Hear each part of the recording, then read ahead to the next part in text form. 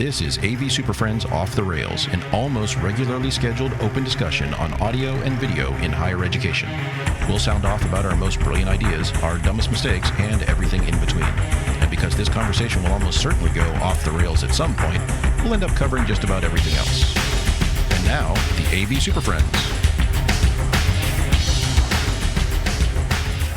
For May 21st, 2026, it's the best sounding and most technically focused podcast in higher ed. This is the AV SuperFriends Off the Rails, episode number 138. Good gravy. As you can see, this is a house of cards. We have stuff cobbled all together, all over the table. 3 different computers, 2 different audio interfaces. It is a mess of stuff here, so we'll see what happens. But regardless, we are broadcasting live from Salt Lake City, where 4 of us have descended upon a conference like a poorly packed road case full of opinions and questionable travel receipts. From the lobby bar to the breakout rooms, from the vendor booths to whatever room they stuck us in because we registered very, very late, we're on the road and only mildly supervised. I'm Chris Decker. You're tuned in for another Friday afternoon podcast adventure on a Thursday because I didn't change that script.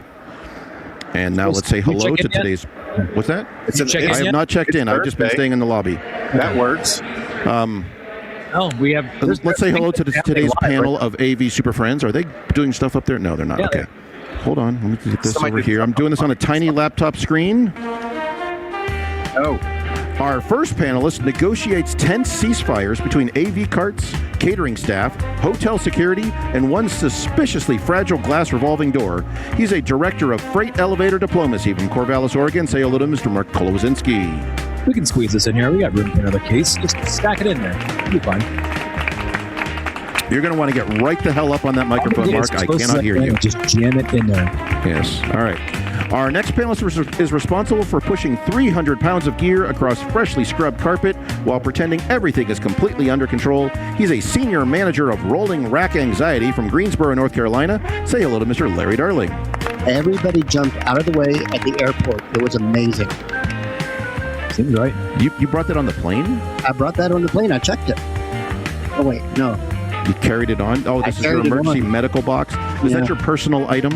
All the XLRs are my personal items. Personal item. Raul's yelling at people. All right, and our final panelist ensures every conference begins with 4 people asking, wait, who has the box with the adapters? He's a vice president of strategic Pelican case migration from Bowling Green, Kentucky.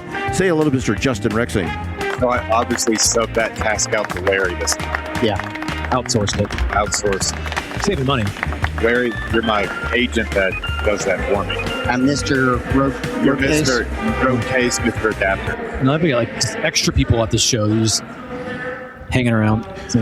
And they are yelling at us in the background, but we're going to ignore that and just keep right on moving because I can't hear what they're saying and I can only hear me. So maybe. I don't know what's going on, sir. Apparently there's lunch and pizza and there was problems and catering issues and all that stuff. But anyway, so on today's show, we're going to discuss NWMET and some interesting news topics. But first, a little bit of housekeeping, because we do it every time.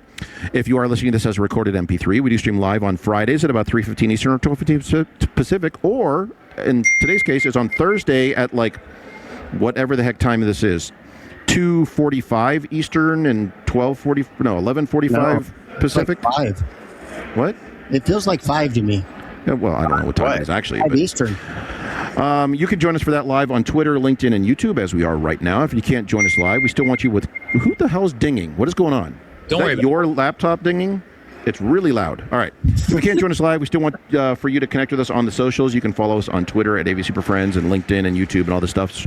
Just search for AV SuperFriends because apparently every platform now requires a scavenger hunt to find us. Please don't forget to spread the word. Share this podcast with your friends, colleagues, enemies, conference roommates, booth staff, session moderators, and that one person at every AV conference whose Q&A doesn't so much sound like a question, but delivering a personal TED Talk.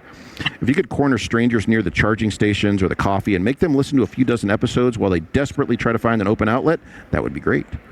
If you want to support the show, please consider donating. Your contributions help to keep us bringing you the honest content that you love or love to hate, as the case may be, and to help offset the emotional damage that pretending that hybrid-ready active learning collaboration ecosystem means nothing at all.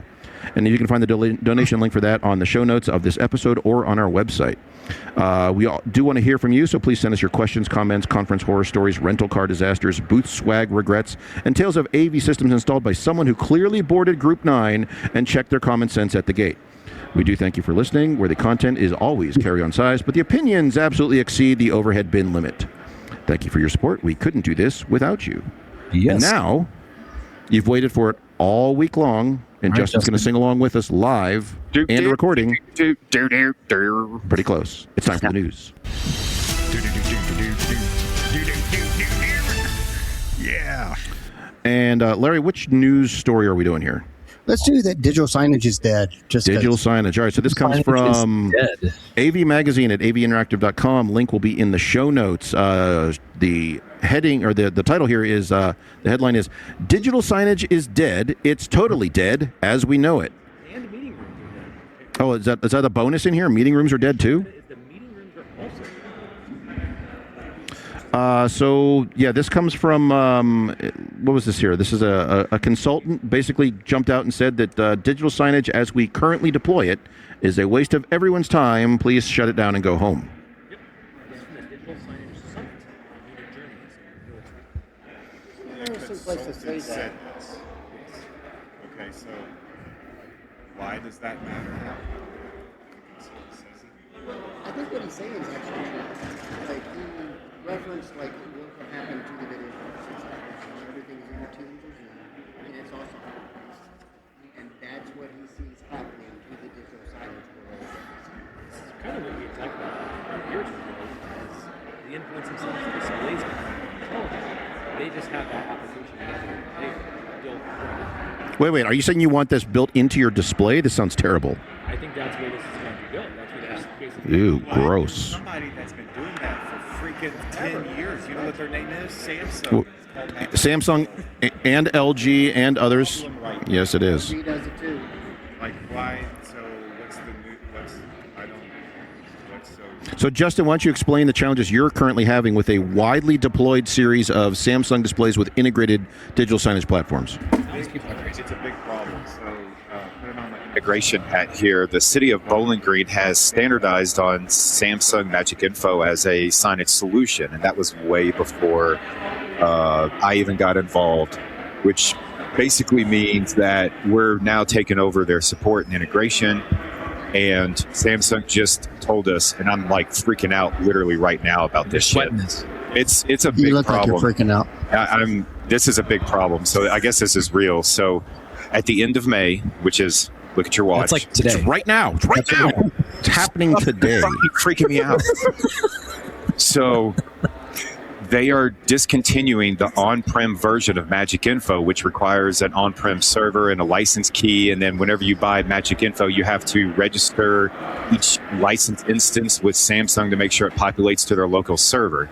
And they're getting rid of this. They said they're It sounds terrible. Well, hold on. Yeah. They said we're doing away with that for now. Everything's going cloud-based. So if you're an IT manager with the city of Bowling Green, you're like, oh, So okay. you have to get off of the island. So the licenses are cheaper for that. But I started talking to experts at Samsung. I'm not going to name names. We all know him. And Steve Jablonski? I don't know him.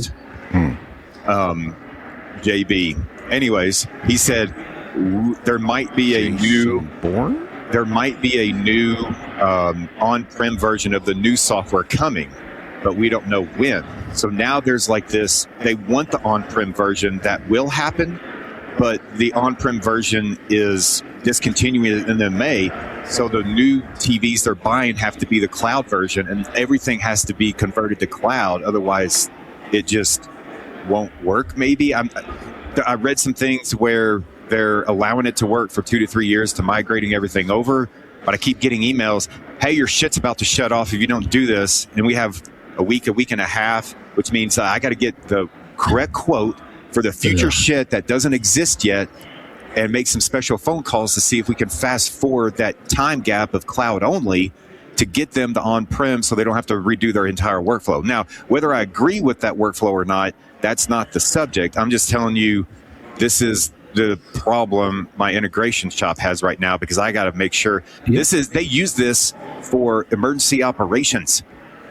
Well, that sounds terrible, but like nothing about that sounds great that sounds at all. terrible, but like imagine if there was a that your displays, rather than being tied to Samsung, were just a compute that could be tied to other software. Other clouds of Yes. nonsense. Oh, so you mean like how we do digital signage today?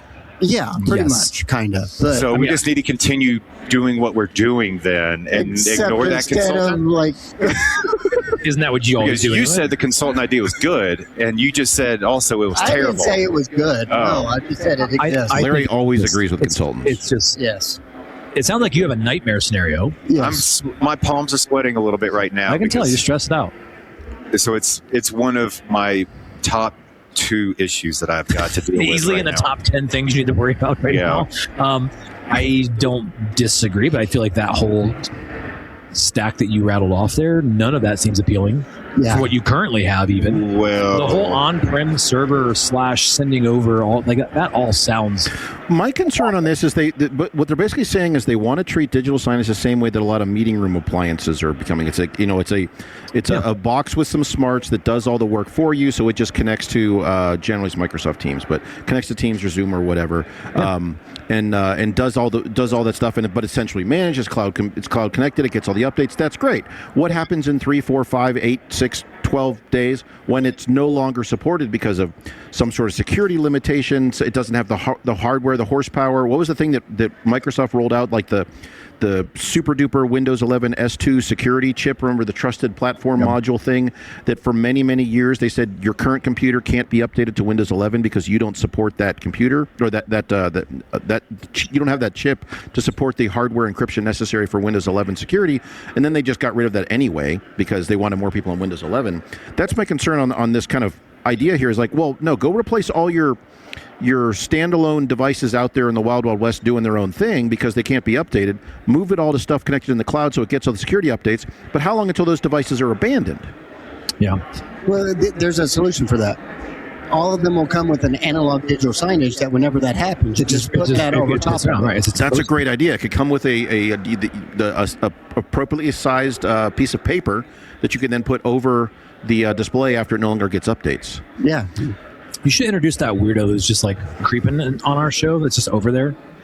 He's on our camera. If you're watching us live, Oh, that's right. You can see everything. you can can't see they? these other people that are not part of the show. They're probably like, who's this guy that's over on the side? Can I see? I can't point. That's weird. Right there. You just did. That's your finger. Yeah. Not that guy. Ooh. Well, That's the other Mark, he's from your team. That's Cam.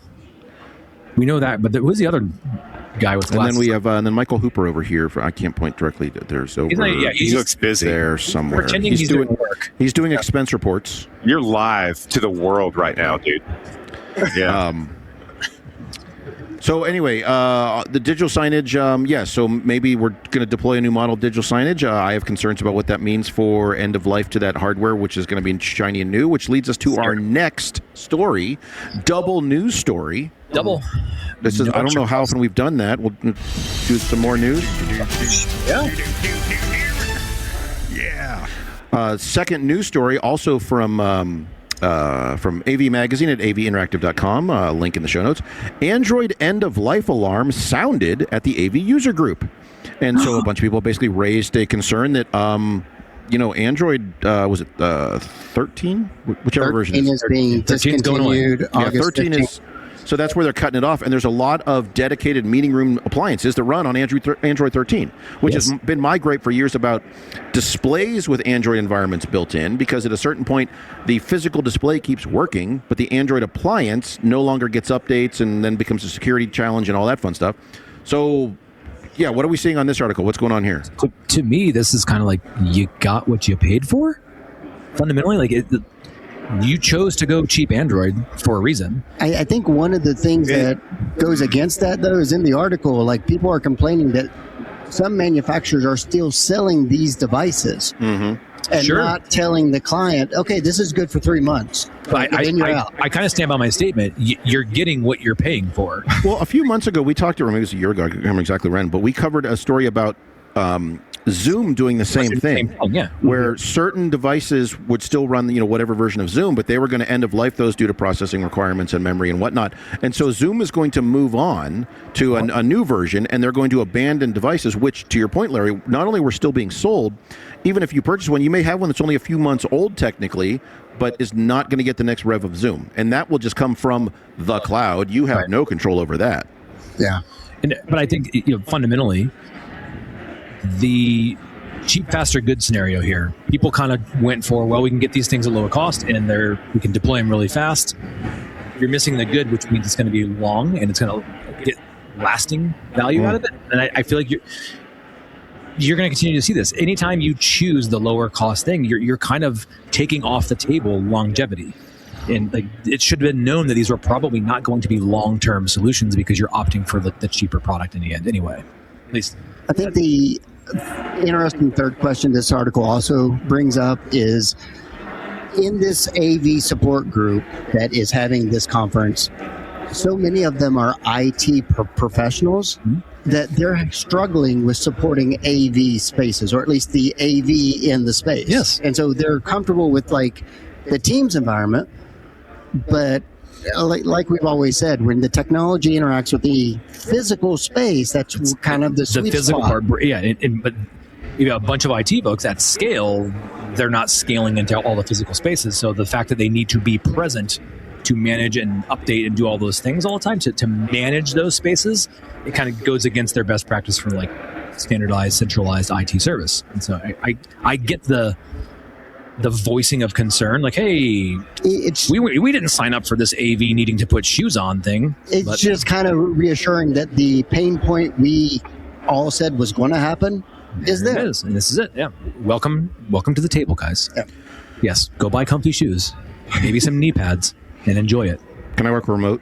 Ooh, here's some Velcro. Get used to it. Velcro? Maybe there's a box that needs to be broken down from time to time. Who knows? We'll see what happens. Gonna need you to climb that ladder. Yep. All right, so watch out for digital signage appliances that are no longer supported. So buy a new one that is supported for now, but watch out for all your meeting rooms, which are also potentially not supported anymore, and buy a new one, which will also not be supported in another 2 years. Yes, it's coming quick. Get ready to not have anything nice. Yeah, or build it out with your own device, and so many boxes. Justin loves boxes. So many that you can swap them out when they need it. That's right. Do it. All right. Okay. Any last thoughts on any stuff, or we'll roll out? No? Okay. We're going to take a quick break. We're going to come back. We're going to talk about our impressions of Northwest Met, which is where we are right now. Okay, let's see. I'm going to run this ad, and Mark's working on stuff on his laptop. Ready? Go. The AV SuperFriends are supported by Computer Comforts, and they've got a brand new product hitting the lineup. Last year, CCI's Evolve Lectern was a big hit, a push-button power table combined with a super flexible AV cabinet. But let's be honest, not every room needs 24 units of rack space. Shocking, I know. And that's where the new AV Hub comes in. It's a lighter, more space-efficient solution for classrooms that still need real AV infrastructure. You get 8 units of rack space, and the whole thing sits only about 10 inches off the wall, which makes it a great fit when you're pairing it with a sit-stand power table instead of building a massive lectern footprint into the room. And this wasn't designed in isolation. The AV Hub was developed in collaboration with Texas State University, so it's built around real higher ed classrooms and real deployment needs. And that means fewer compromises, cleaner installs, and way less, why is this furniture the size of a refrigerator? If you want to see photos, specs, and all the details, head over to computercomforts.com/AV-hub. That's the new AV Hub from Computer Comforts. Purpose-built, space-efficient, and designed for how classrooms actually work. And thanks again to Computer Comforts for supporting the AV SuperFriends.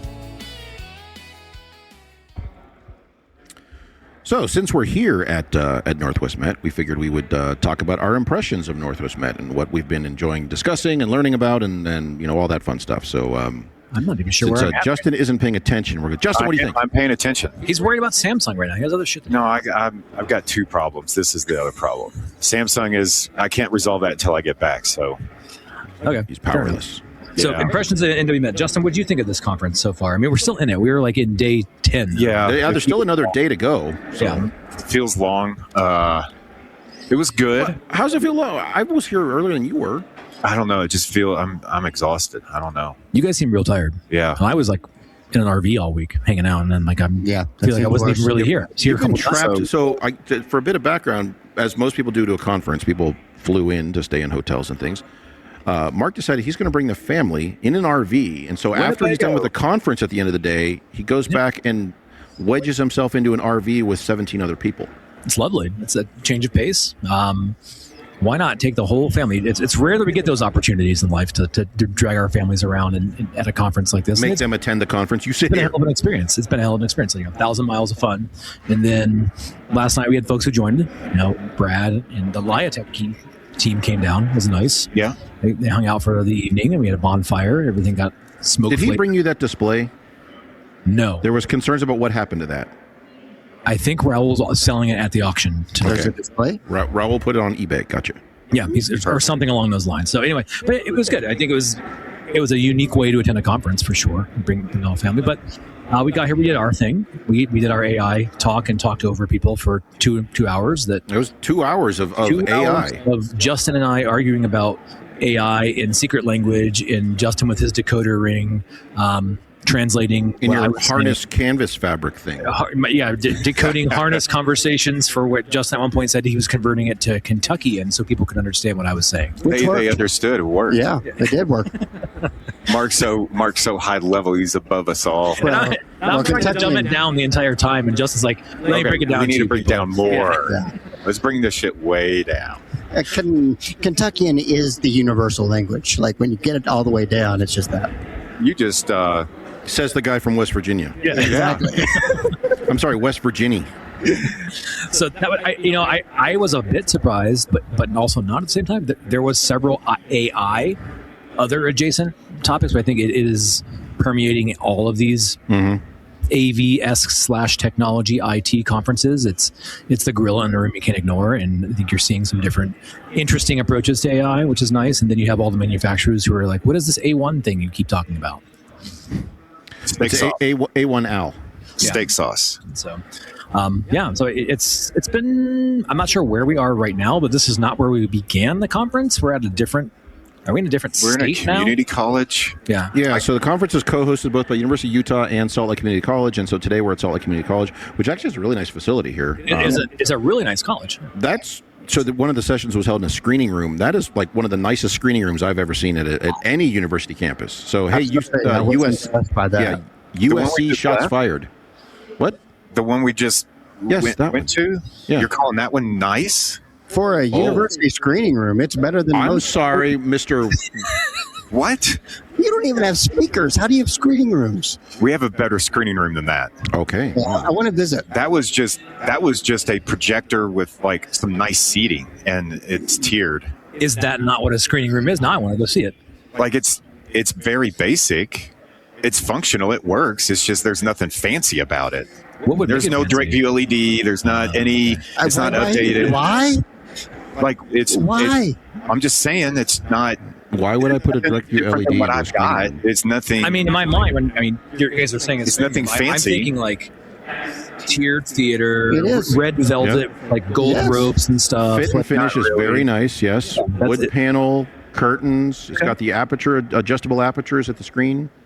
I did not like where the lectern was. That was my only complaint. The lectern was clearly placed in there today because it's not part of that room. If you look, it's not attached to anything. I did not verify that there was no. They also deliver water during your presentation.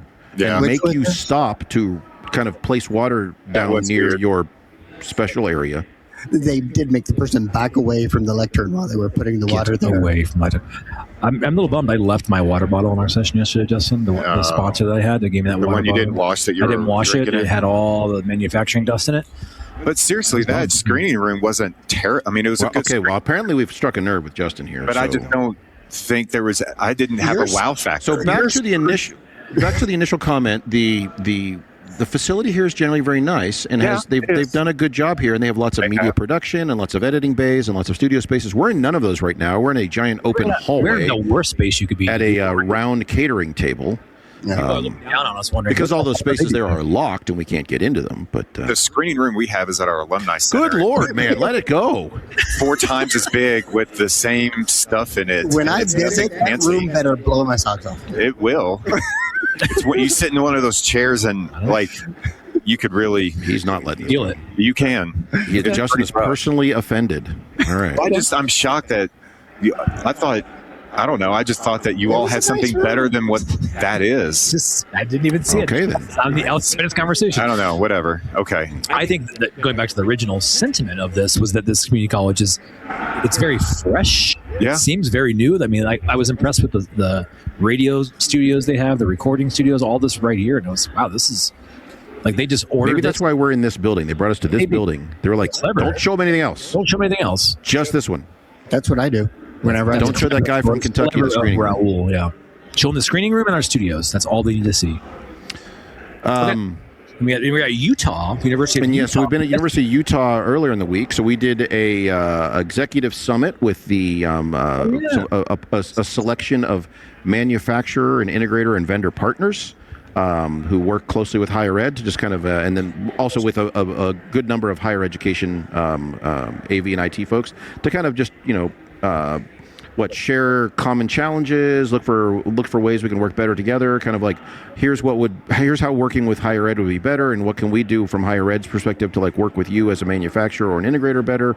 So it was just kind of a way to air our grievances, go through the feats of strength, and then we all danced around the aluminum pole. So yeah, I think it was higher ed Festivus. The maypole? No. It's the May. Festivus pole. The executive summit was really something.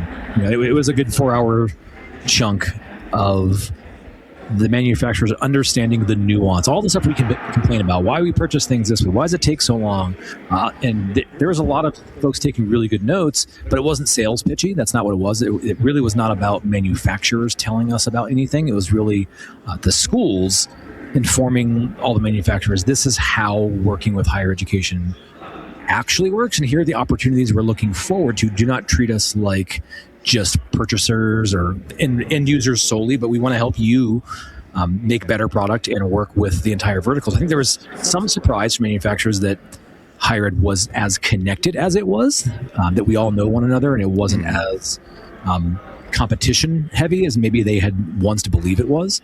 I don't think competition is the right word. I think they just assume everybody operates in a vacuum. Maybe. But so what I tell Larry doesn't get to Mark because those are two different people, and why would they share that information? And there was a bit of surprise that we're all one. You talk to one another back channel wise, and you immediately ask, yeah, we know what works and doesn't work before many other manufacturers know what doesn't work. So I think that was cool to kind of be a part of that and witness that whole thing. There's a lot of good feedback, and people want to continue those types of summits moving forward. So look forward to another one of those next year, possibly. Yeah.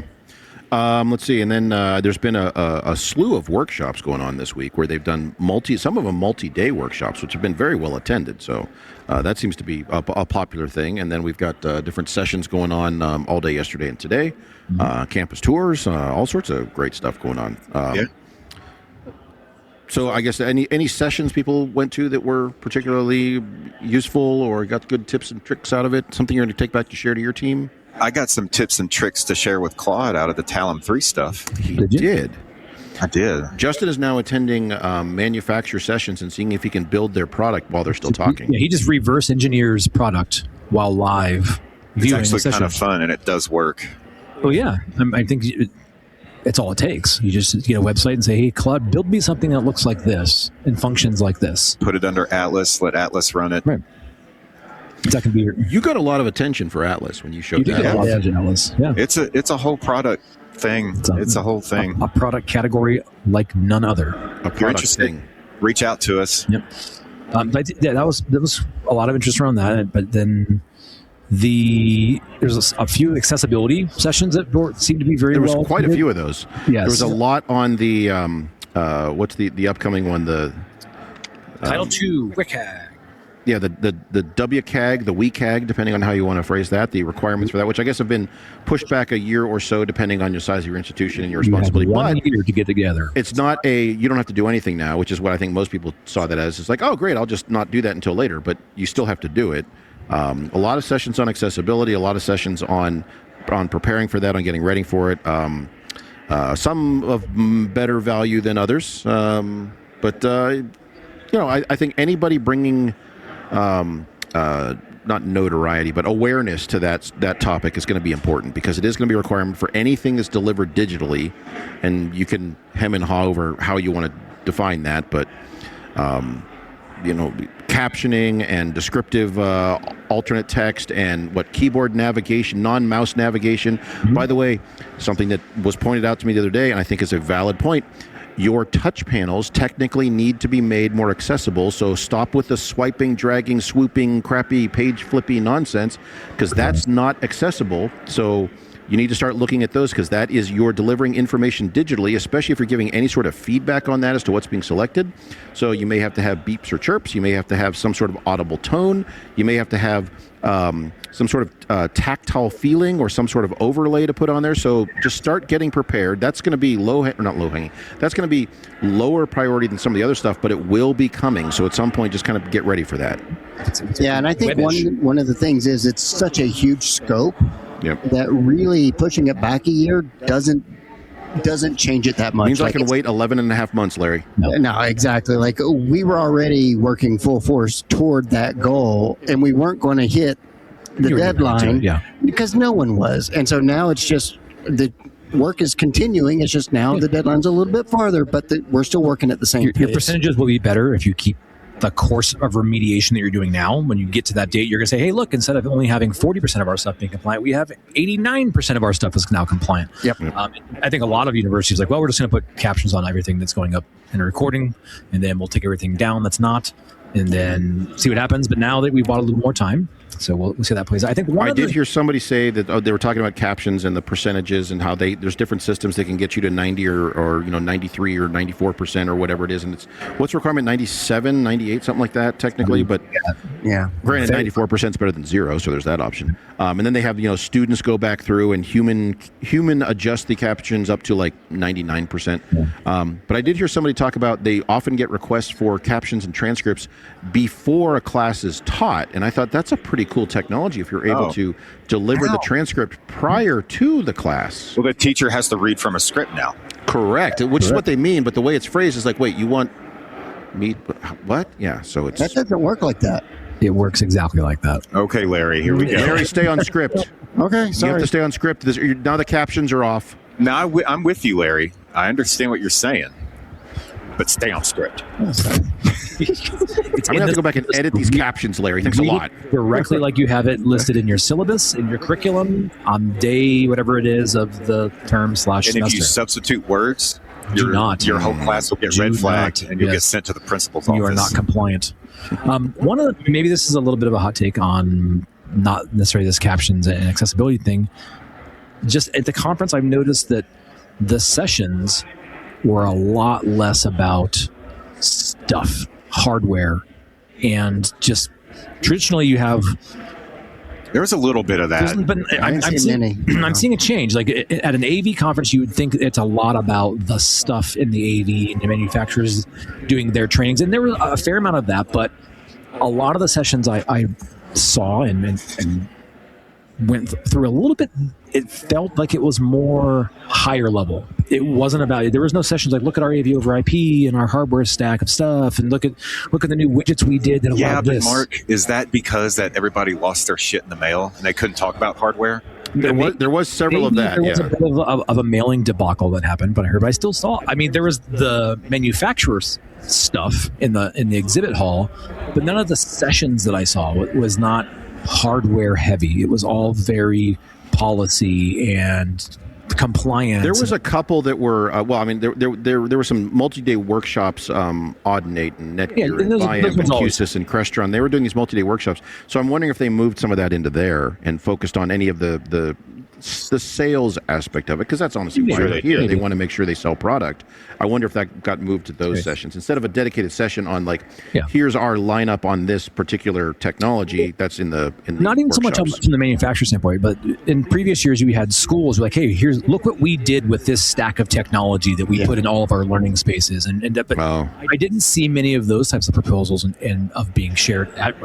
There was no new whiz bang philosophical approach to learning space technologies, and it was more at the application level. Well, there was one. So Utah Valley presented on how they widely deployed lecture capture, but was apparently I was not able to attend this one due to conflicts. But apparently they kind of developed their own homebrew PC-based lecture capture system during COVID to kind of get it to go wide, because the alternative is I have to buy 600 boxes for a room, and during COVID that was difficult to do.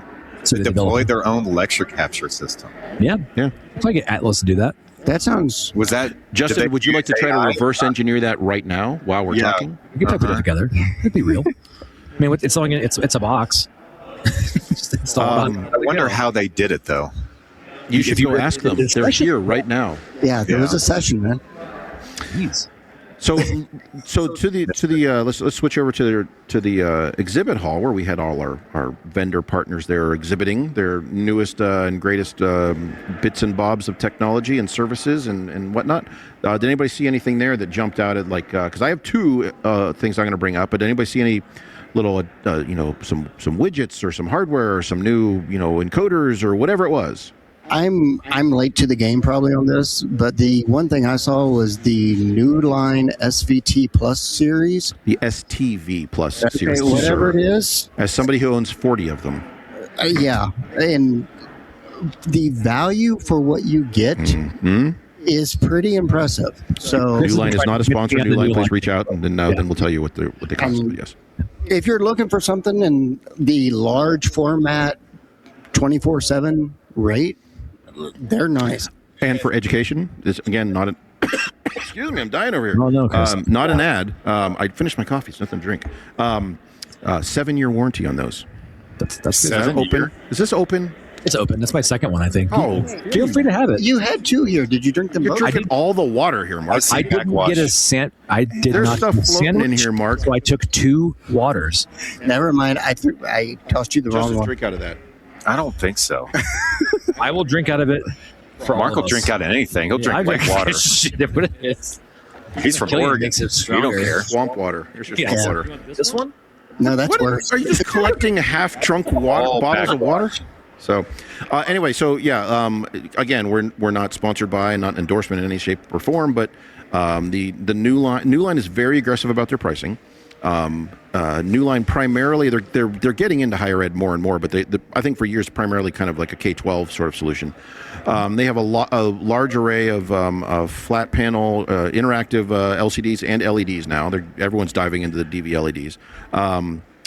Interactive and non-interactive displays, but very aggressively priced. So reach out to your local New Line rep and make sure they tag that with that 7-year education-only warranty. So Tell them Chris sent you.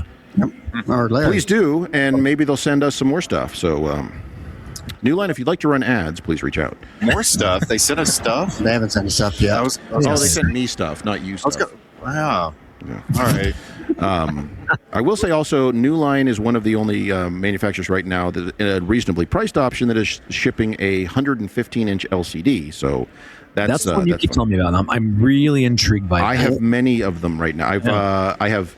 Let me think here. I have 3 on campus, 4 more on order, and then 2 more this fall at least. So I think I just put an order for 3. Do you also put an order in for elevator maintenance after you load those in?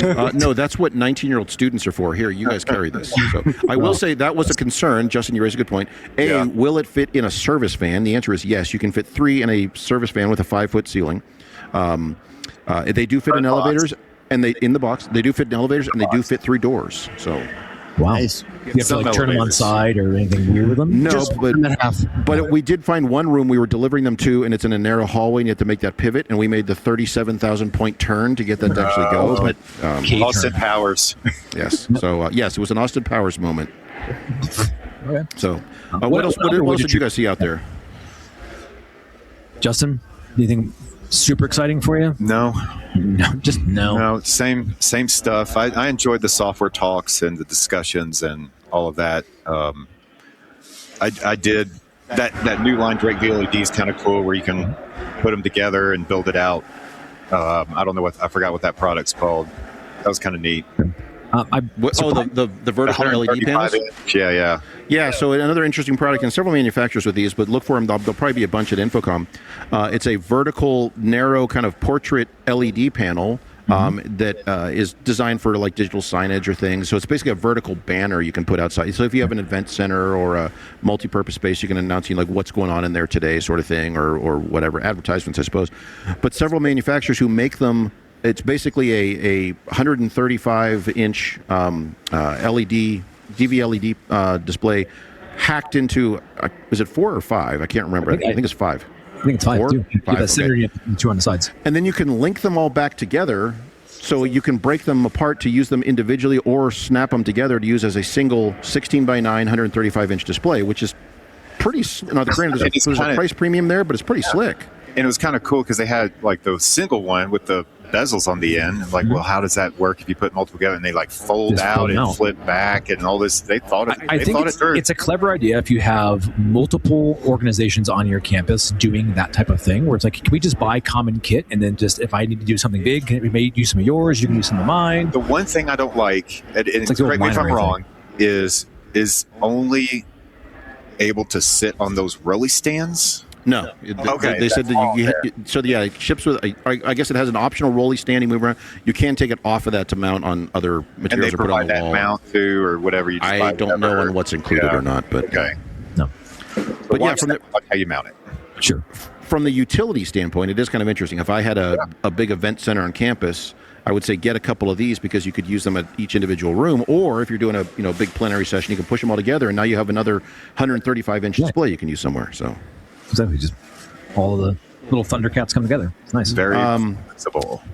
I'll bring up the 2 that I saw that were interesting. So Atlona has a small e-ink button panel sort of thing that has an open API that you can drive from QSys or Crestron or Extron or whatever. One of the things that Jamie was excited about a little while ago. I think it's a version of the same thing Jamie was messing with. It sounds like his concern, if I recall, and you guys can correct me, I believe Jamie said you had to like log into a cloud service to use it, and I believe that has now been changed. Yes and no. So I talked with QSys last night about this because they had it on their table. It was a whole deal. And he says it was only cloud-based. The configuration, you have to connect it to the internet. And they're working with QSys to... But just for the initial configuration? So one time, just to get a register. Or you can leave it in the cloud. You can be completely cloud. I don't want it in the cloud. No. Then the second tier of setup is cloud setup only, then it runs local. And then the third setup is, and I don't know if you do this over command line or how you do it. It was API. I talked to you about it. It's an API, but they're wanting QSys to like push the config to it through their port, whatever. Through the API, you can dictate what it looks like and what it does. Don't have QSys and it's standalone. Is that API like command line? Like, how do you access it? Like, how does that work? Atlona? Yeah, it was Atlona, but e-ink button panel. I think that was what Jamie was really intrigued about. But you're saying it's being managed in the QSys backend? QSys is not able only. to. There's one of. No, I think the idea is you don't have to use the Atlona control system. You can drive it through Crestron or Extron or QSys or something else because they now have. I don't know if this is a change or what, but they have a published API for it. So Which is nice. And I think some things have changed on that. So I thought that was pretty slick, reasonably priced, like MSRP of like $600 or something like that. So, so if you're looking for a smaller control interface, that's kind of cool. The other thing I saw was at InnoGenny has an NDI to USB converter, but it also takes a Dante stream. There's software, so you can subscribe both to NDI streams, again, switchable through the device, and there is a published USB, UVC, and UAC, is that the right? Whatever that protocol is for audio devices. So it does enumerate itself as a USB device as a speakerphone, which means it does the auto AEC, and you can use it in conferencing systems. But you can select different NDI streams, so you can switch between cameras. And if the NDI stream doesn't have audio, so camera doesn't have audio, you can then pick, it's a 2x2 Dante device, so you can then select different Dante audio, also separate from your mix. So if you wanted to, say, subscribe to a Dante stream direct from a microphone in the room, not necessarily off your DSP or something, or it could be your DSP, whatever you want, it's up to you. It gives you lots of options for that. It gives an HDMI, and this will be important for Larry, it gives an HDMI out of that mirrored with the USB out. So it gives you options for capture and recording and all that stuff. So pretty slick little device. I'm going to have to look it up on their website. It's like the IP USB something or other, but InnoGenny.com. It's an interesting little Swiss Army knife of a bridge. Several of their other devices, we were just talking about kind of their network-based devices and the ability to switch things and pick up streams and whatnot. And they're adding more software protocols and more decoding capabilities to these throughout the year. So there'll be announcements in a few weeks at InfoComm on some of them, with things coming throughout the calendar year of more capabilities to devices that are already out there. So interesting kind of little widget supply there. Did they say if that was shipping now? I believe that is shipping. What I'm not sure is, I'll be honest, Larry, I talked with them about so many different items. I can't remember if all that capability is there now or not. Because I would really like to test that out with like a catchbox mic system with the built-in DSP and just be done with see it. how much capability I can get in a very basic room. See how much less you can have. Yeah, exactly. How many bucks? Their website says it's in stock, so I believe that one is shipping right now. I link in the might show get some notes. R&D funds to go and get that. Redesigning the classrooms right now based around Well, this. and I think we're seeing a lot of that now, and you guys can correct me on this, but my impression is we're seeing a lot of these kind of smaller companies, the InnoGennies, the Magewells, the, like Lumens and other, kind of these like little intermediate like connector devices that shift from one to the other. Just tissue devices. Yeah, and because it's like that's what I need to get stuff from A to B. It's not the endpoint at each end. It's the thing in the middle, and that makes things that much more capable and flexible. So what is it? Tissues and fabric, huh, Mark? That's all it is anymore. Yeah. Tissues, fabric, bone, and muscle. Wait, what? Yep, you got there. Okay. Words. Tokens. Just tokens. Words and tokens. Yeah. Tokens. Yeah, how many tokens has this show been? Way too many. Yeah. It was. I noticed the same thing. The AOGenny booth and all the USB widgetry and all that conversion, which is kind of the deal right now, right? With all the compute level things that we're trying to move things into, and I thought they had a ton of stuff, and it's all going through it, right? Doing the things we say don't do, extending USB and all that. There's a market for it, and people are curious around what that looks like and how that's done. So a lot of good product there.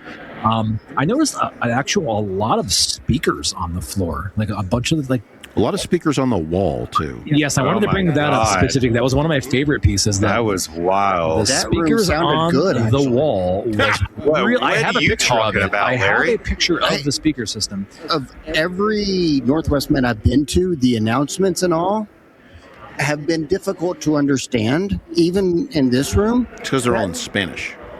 That room, it actually worked really well. There are dead spots in that room. Okay, Yes. where I was, it sounded good. There are spots where you can hear nothing, so they It clearly was a need more very, very speakers. unique deployment of some KLA. If you sat right in front of one of the line arrays that were spread left to I right. did. Yes, I was in the middle of the room, and it Mark, did you say you grabbed photos of that room? We should did. share. I We should have share some photos. photos. So yes, it's a line array where each of the cabinets is now split up, and they're mounted laterally next to each other on the Around the- outer edge of a corner.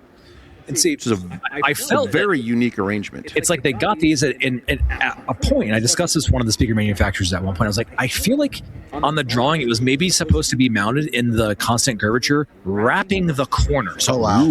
over, And then, wrapping it but steered vertically now horizontal, so at a fixed angle all the way around and the the room. integrator was like, no, that's not how you're supposed to do that. And like, we're doing it like this.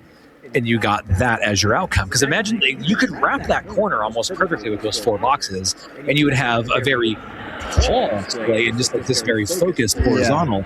And I'm like, I wondered what that would look like in Justin's Ease software if you actually did both of these designs and listened to what is seen it, what it actually That looked like. audio coverage uniformity is like plus minus 54 dB. But if we were in the right spot, Yeah. it is great. On the Plus corner. minus If 54 you're on the dB. corner at the certain elevation, it is Because spot it was mixed from one spot. The guy like this room sounds great from right here. We moved To be chairs. completely Like, where'd the honest, audio go? I was at the sound booth, and that's where I was listening to the. It probably sounds great from right there. Yeah, at the sound booth, it was In the nice. very back. The back of house, which is a folding table with a mixer on it. That sounded next good to the back there. coffee. It did. Which was out of coffee. That's The hilarious. the coffee. We kept running out of coffee. What's going on there? I didn't. Have This any is coffee. why you should do math instead of guess. Sounds about right. You're going to be like, That oh, sounds good yeah, enough." that wind's blowing this way. Speaker there. Let's. The wind does play into it. Well, I know, Mark, but that's not windy inside. Yeah, well, there's a lot of hot Light. air. That was a lot of hot air being Other smoked. thoughts of NWMET? It was a good show. I mean, it was as busy as they all are, and I got lost. very well attended. I've not heard numbers on it yet, but it seems to be much busier than last year. We could call Raul over here, who gives us the exact numbers. I know it was sold out. Every manufacturer, he wedged in extra tables and sold them at the last minute. And so from a manufacturer standpoint, it was a huge success. And I think there was a lot of attendees were all here. So I think it was well attended all the way around. So he wedged it in. It was too big for the venue he had it. And yeah, I mean, it was the union at University of Utah was a bit complicated for me. I was not able to get it's an interesting building around the venue. Yeah, it's clearly 17 buildings all tacked together over the years. It was a fascinating space. I think all the views from campus were amazing, looking out over the valley. So a gorgeous location for a university. It was spectacular. Except for my hotel room, which has a view of a brick wall. No, I did see that. That was nice. Yeah, the KOA where I stayed, I had like mountains and trees and. Sure, we had rub it in. a very a fire that broke out one night. That's the view out my window. That's spectacular. It is a high quality view. It's rustic red. It's nice. Made it work. So, I guess another successful NWMET. We were here, and I don't know successful. We got here. We saw stuff, and we're gonna leave. Yeah, Justin seemed injured like he always does every year. What did you injure this year? What malady do you have? Oh, dude, just the ankle problem. It's nothing. We had knees blown out, back blown out. Knees are fine, back is fine. Ankles out. Everything's working its way downward. As I fix something up here, you're gonna lose your toes soon. Yeah, just fall off. I don't have diabetes. You got the gout? Is it the gout? Do you have diabetes testing supplies? Yeah, maybe you do have the diabetes. No, it's not diabetes. I don't know. Okay. Wilford Brimley is very upset. His tagline. Yeah. Okay. Any other last thoughts on this? Otherwise, I think we'll roll out and we'll be back next week with another regular show with a different sound. But sounds good. Yeah, they enjoyed this giant atrium we were in today. Yes. Yeah, we tried out our weird 360 camera thing. We have all this conglomeration. We'll have to make sure we get some photos of this nonsense.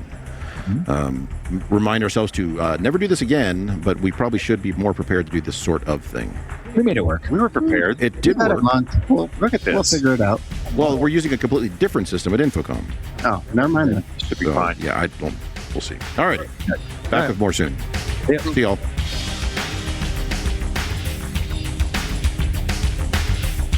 Well, we've managed to ruin yet another episode of AV Super Friends Off the Rails. You can contact us with questions, topic ideas, or general complaints at mailbag@avsuperfriends.com. If you complain loud enough, we might just invite you on the show. Nice work, everyone. Sharp broadcast. Really good. Everyone on the floor as well.